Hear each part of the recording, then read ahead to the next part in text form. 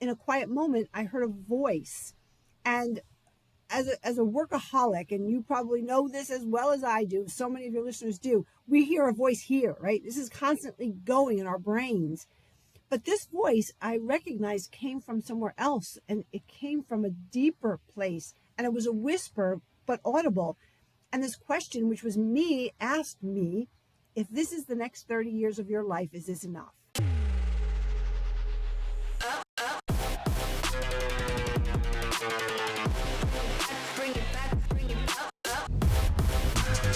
Welcome to The Ownership Game with Gary Montalvo. What would it take to get into the driver's seat of your life and leave your mark? The Ownership Game starts now. Today's episode is about finding your purpose. Purpose acts as a guiding star, giving us direction, motivation, and a sense of meaning to our lives. It shapes our goals, influences our decisions, and it fuels our passion.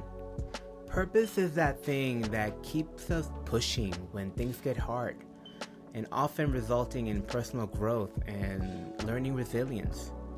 Without a clear sense of purpose, we often feel adrift, lacking the drive or clarity that we need to navigate life challenges.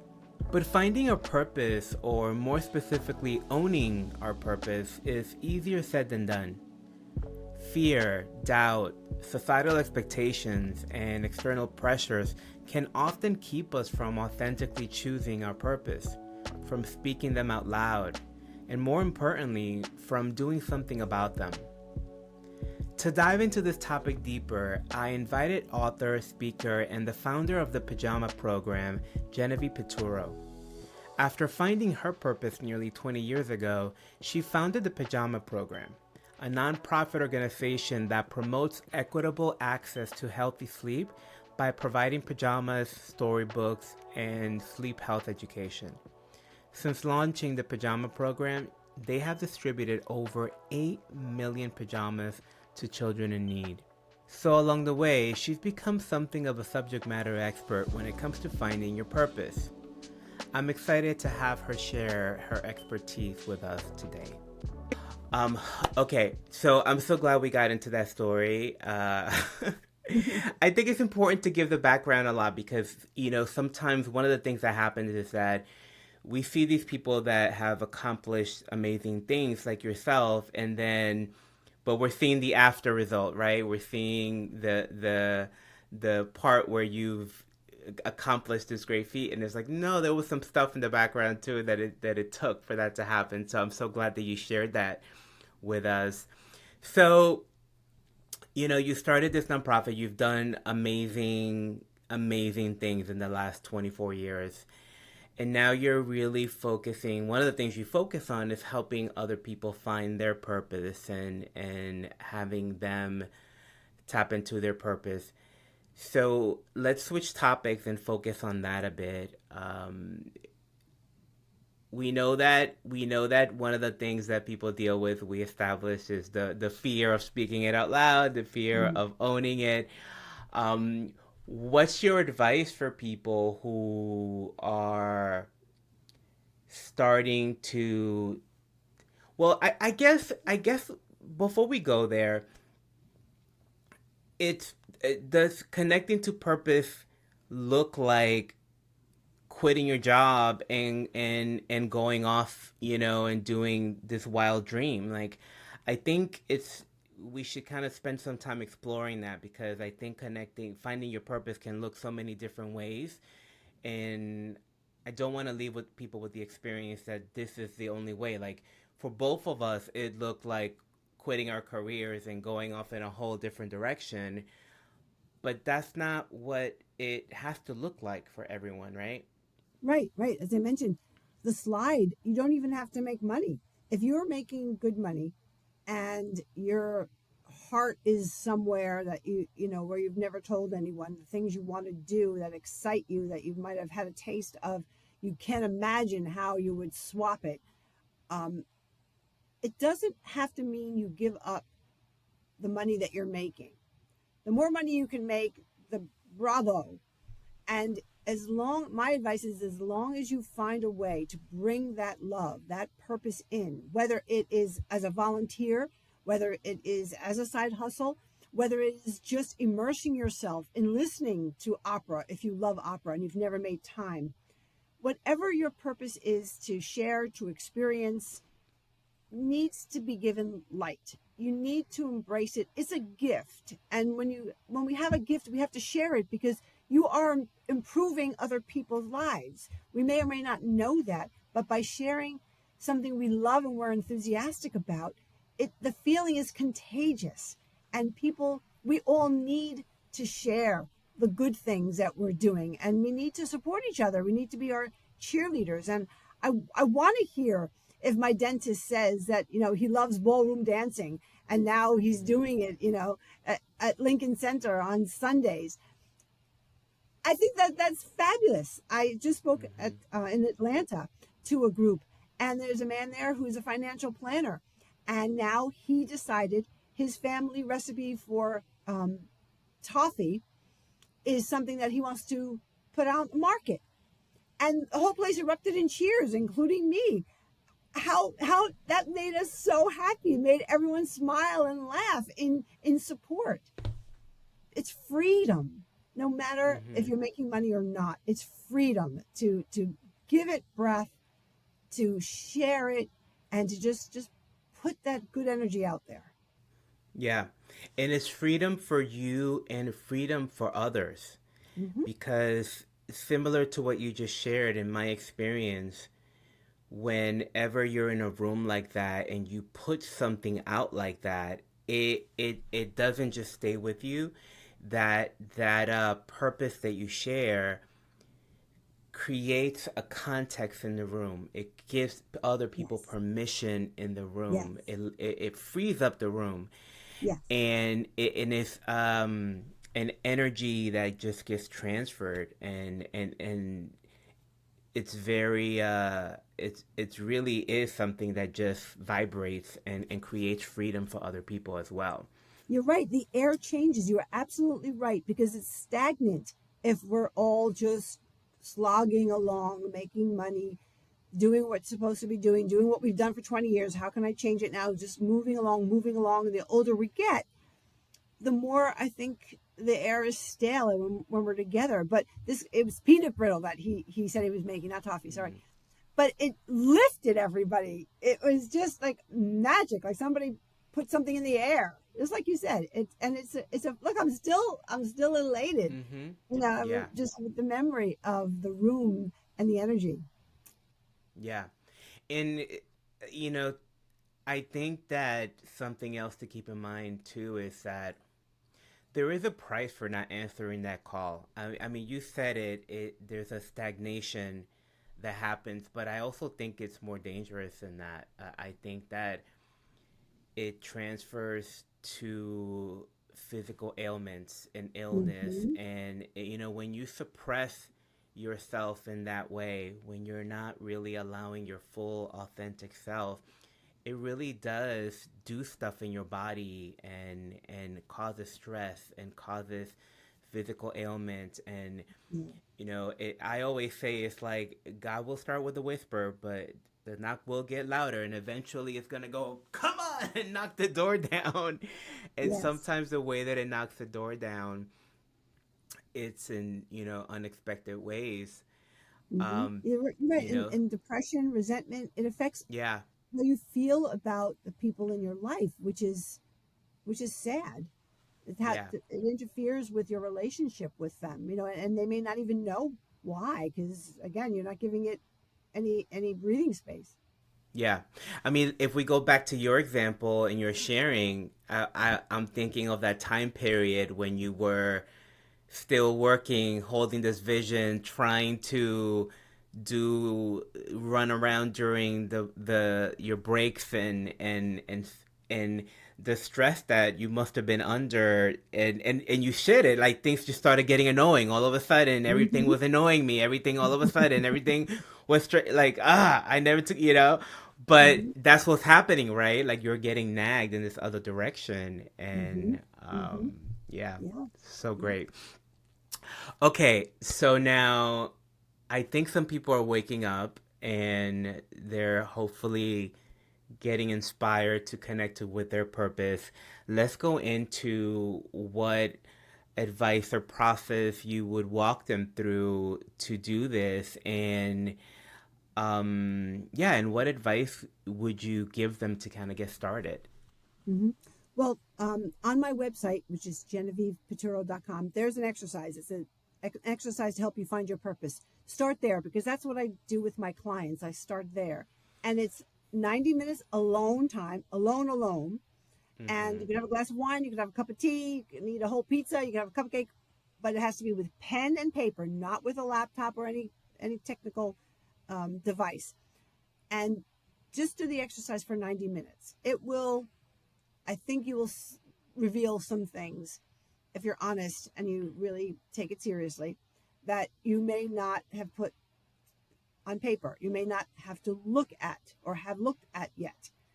That's the first place to start. And then there are so many ways to bring whatever that is into your life. And it doesn't have to be scary. It doesn't have to be a major change. You don't have to tell anybody that night, but you just have to find a way to bring something about it into your life.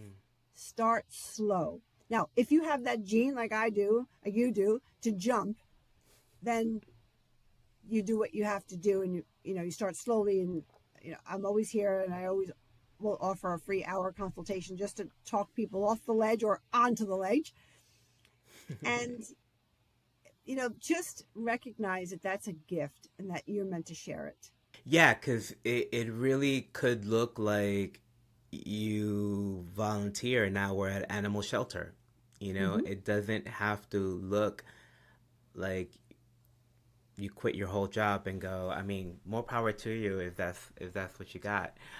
Um, and I think something that I think I want to go into. Well, actually, no. I wanna. You gave two pieces of instructions that stood out that I think I know why you did it. So, but I think it's important to talk about. So you said alone Hmm. and no technology. Hmm. So let's talk about that. Well, no technology because there's power in hand to pen to paper. I believe that. Mm-hmm. When you write it, there's something subconscious and unconscious about planting those seeds and talking to your inner self. That is Mm-hmm. not anything that's a machine or technology. It is personal, and it's Mm-hmm. your physical body absorbing and writing it as its truth. The part about being alone, distractions just take you away from listening to your heart. They pull Mm-hmm. you out of a sacred place where you've sat down and you said, okay, this is between me and my heart. Okay, heart, you ready? You're talking, you get a knock on the door, you get a phone call, you have a child crying, you have a husband calling you, you have a mom who needs you. Anything, you said, okay, 90 minutes, well, I can do this for an hour. No, if you're not going to do it for 90 minutes, wait till you can do it for 90 minutes because you have to connect with your heart, your soul, your higher self, God. Like you said, whatever you connect with, and I use all of those terms interchangeably, but you have to get there and you can't get off there and really know what's happening in your true self.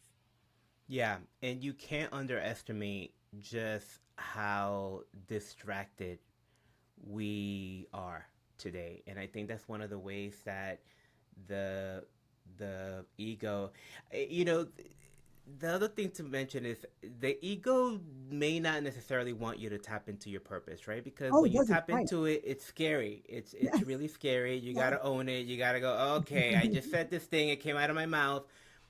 You know. So there is a a mechanism inside your head that's trying to disguise this from you, right? So when that's happening, it's very easy to go, oh, distraction. Let me go over here. And Hmm. I You agree. want that The pen distraction, and right, Gary? paper, there's a communion with yourself. Oh, 100%, right? Yeah. The communion with yourself, I think it's really powerful. And most of us, what I'm noticing is we don't have that practice of communing with ourselves. We Right. don't have that practice of staying in the stillness and asking those deep questions. Right. And most of us, this is the first thing that we grab, right? Like we just immediately grab our phones in the morning and we start responding and we start with notifications and we're in front of devices constantly. And what And is these that? devices, And that is allowing other people to set our mood up for us early in the morning. 100%. Yeah, it's hijacking you. So I wanted to stop there and kind of highlight that point because I don't want people to underestimate just how powerful these forces and these distractions are. It does take something to find 90 minutes, no interruption, and do this work and be with yourself in a way that, and for many of you, just the act of doing that is probably going to be hard, right? Mhm. Because you just don't have that muscle. Please, especially my ADHD people, right here, I'm with you. I'm one of you. Do this, like, stick it out, like just be gentle on yourself, but do this exercise. I think it's very powerful. I think it's a powerful practice to do regularly, Mhm. just to really commune with yourself. Journaling on a daily or weekly basis to really ask yourself some of these deep questions. So I love it. Mhm. So definitely go to Genevieve's website to get the full exercise, and I'll walk you through that. I You had another mentioned something, question. if I Go can. ahead. Okay, No, you no, please. mentioned the ego, and there's something that, and I write about it in my book, and it's sort of a secret. I've discovered a bunch of secrets, as everybody who decides to include their purpose in their life, you discover things. And I have to tell you what happens. What happened to me, and it's happened to others who I've worked with and hear talk, like you're saying, the ego, your brain tells you all the things that are scary and wrong, and who's not going to like it, and what's you're crazy, you don't know what you're doing. Why would you do this? It's not safe. Go back. Right? Your brain tells you that's what it's for. It's fight or flight. It's Mm-hmm. helpful in some ways because it will tell you danger, danger. But when this happens and your heart pulls you to something, if you keep letting your heart win, even little steps over this constant go back of your brain, something clicks and it switches, and you never know when it's going to be. But it's like your brain says, okay, already. Clearly, she's not going to listen to me. She's listening to that heart thing, but I'm smart. So now I'll help her when she's listening to this heart because I know how to help now. And they switch positions. The heart is leading and your head doesn't abandon you. It then helps you figure out how to make it happen. And it's an amazing phenomenon. It's just, it will switch and you will know when it has switched. And it does. Yeah. It's just a matter of telling it the heart's leading now, guy. Yeah, I 100% agree with you. It's, said differently, it's like a muscle.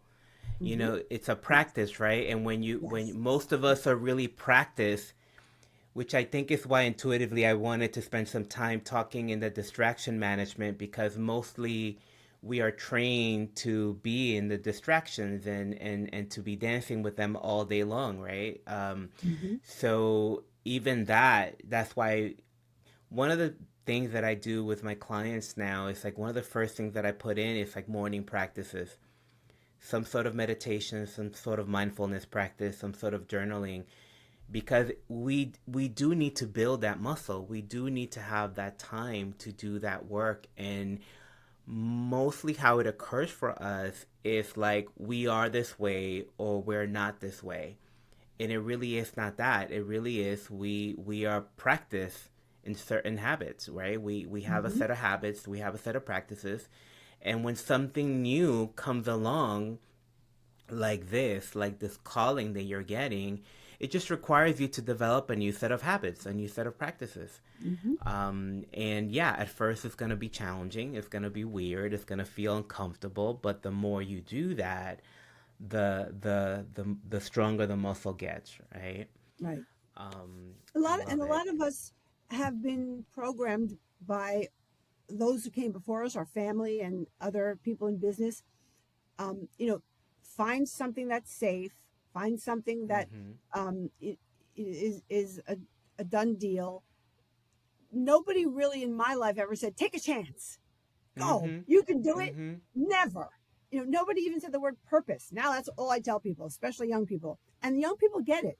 Young people are Yeah. not so happy to stay, just to stay because it's stable, just to stay because there's a paycheck, just to stay because there's a gold watch when you retire, which doesn't even, that makes me laugh. But, nobody ever said, go, jump. Yeah. And I think that's especially true because we're both first generation from immigrants. Mm-hmm, mm-hmm. So when you come from immigrants' parents, like it's work hard and just stay at it, right? Like Yeah, just that's get a good really job. it. Like they're Yes. like purpose. No, the purpose is keep your family alive. That's the purpose. Right. Like, Right. Just do something that's already known. yeah, the purpose is keep your family alive and go to school and get an education so that you could be better than us. That's it. Right. So it does take. So I remember telling my mom, and I'm like, okay, mom, I'm leaving my career to go start a coaching business. She's like, coaching, what is that? Yeah. Right. Don't you remember you have a She was mortgage? like, I got that one. yeah, she was like, oh, really? Is that what you're doing? Okay. Yeah. Okay, I love it. There was something else I wanted to ask you, but it left me. It'll come back. Okay, so I think what's next for you, and I know you have a new book coming out, so why don't you share a little bit about that? Because actually, your new book is a workbook in helping people craft their purpose, right? So we definitely should get into that. Well, the first book is the story with the ups and downs and life lessons and leadership lessons of a lot of it is how to do it the right way and how I did it the wrong way. And a lot of it is Mm, follow your heart, which is the one thing I did every step of the way, which is the right way. And I will stand by that for us to live. So it's good because people have always respected that when they asked and when I spoke about finding purpose, that I didn't leave the bad stuff out, that I talked about it, because if you're going to do it, you don't want someone to tell you it's going to be perfect, it's wonderful, look at what I did, and you know no need talking about all the stress because look how it ended up. You can't. People won't feel like you're really supporting them. They're going to feel less than when at the first mm-hmm. point of their distress because it's not perfect. So I'm very honest in the book.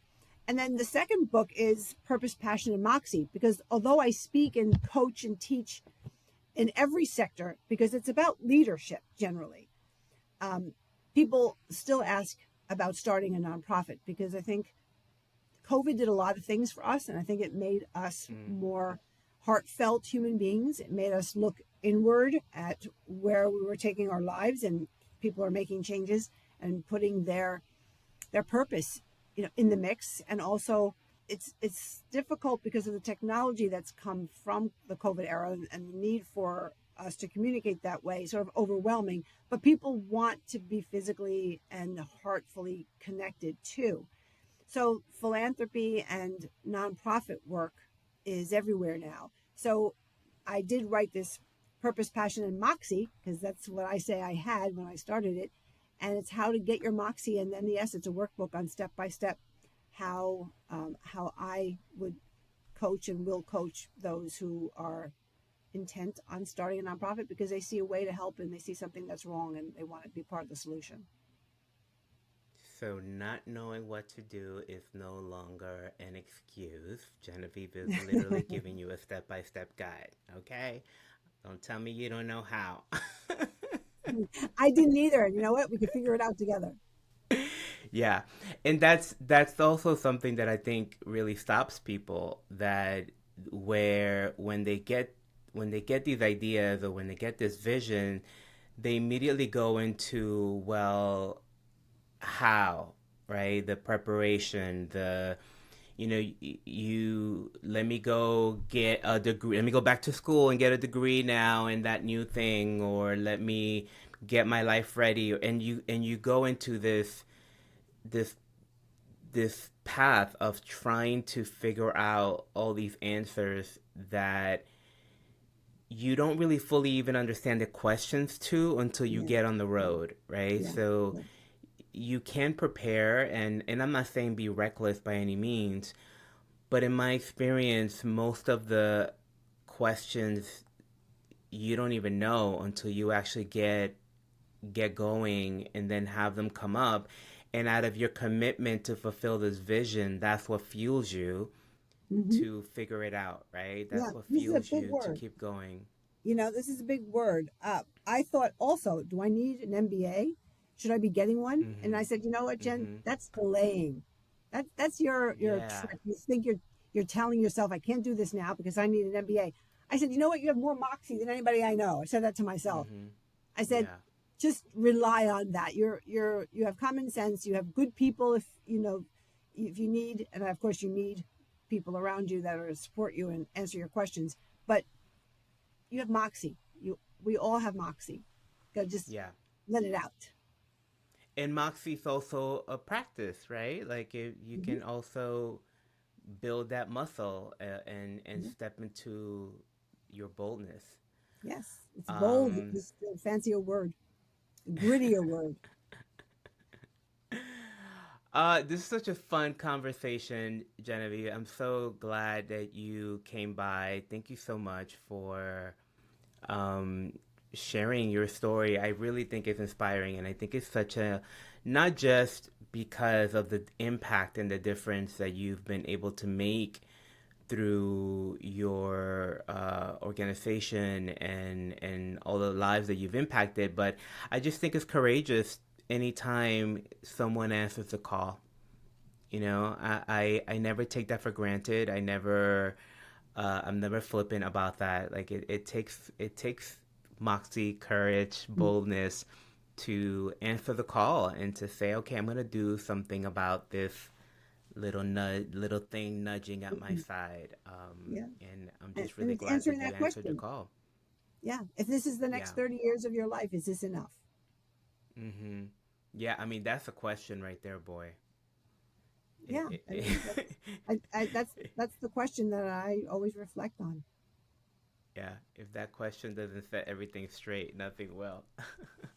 Yeah, that and a little bit of honesty. So, and as we wrap up, you have a TEDx talk coming out soon, no?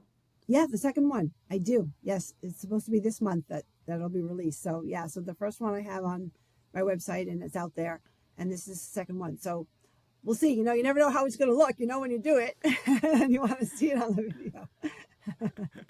I'm sure it'll be amazing. Okay, well, we'll put all the ways to follow and get in touch and with Genevieve, so you can connect with her online and social media and her website and all the things. We'll put all that information out there for you. So thank you so much, Genevieve. It's been a pleasure. Thank you, Gary, for this invitation. Thank you so much. As we wrap up this episode, I think something we have to acknowledge is that finding your purpose is a deeply personal journey. For some of us, like Genevieve or myself, the calling is clear. We know what our purpose is, and the calling came in so loud that it would be damn near impossible to avoid it. There is a certain blessing in that, but it certainly does not make it any easier.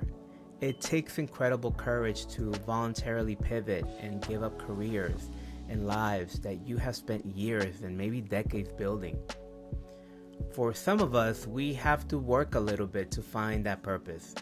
At least that's how it may occur to you. My take on it is that you know. You always know.